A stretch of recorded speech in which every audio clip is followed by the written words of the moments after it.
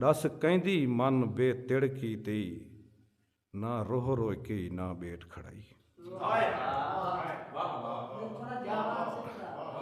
ਦਸ ਕਹਿੰਦੀ ਮਨ ਬੇਤਿੜਕੀ ਤੇਈ, ਨਾ ਰੋਹ ਰੋਇ ਕੇ ਨਾ ਬੇਟ ਖੜਾਈ।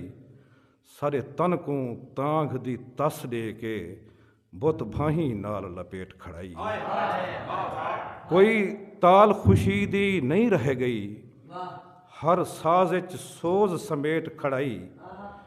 ਉਵੇਂ ਪੁੱਛਦੇ ਜਗ ਯਾਸੀਨ ਤੈਦਾ, ਤੋੜੇ ਤਖਤੀ ਤੋਂ ਨਾ ਮੇਟ ਖੜਾਈ। ਮਿਹਰਬਾਨੀ ਸਿੰਘ। ਕੁੱਲ ਕਿਸੇ ਰਾਮ ਕਹਾਣੀਆਂ ਨਹੀਂ, ਇਵੇਂ ਹੀਰ ਸੁਣੇ ਦੇ ਕੌਣ ਭਲਾ।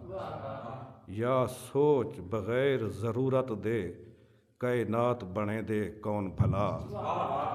ਖੜ ਬੀਨ ਦੀ ਕਉ ਤੇ ਨਾਂਗੇ ਕੂ, ਯਾਸੀਨ ਨਚੇਂਦੇ ਕੌਣ ਭਲਾ।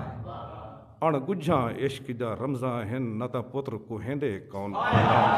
ਮਿਹਰਬਾਨੀ।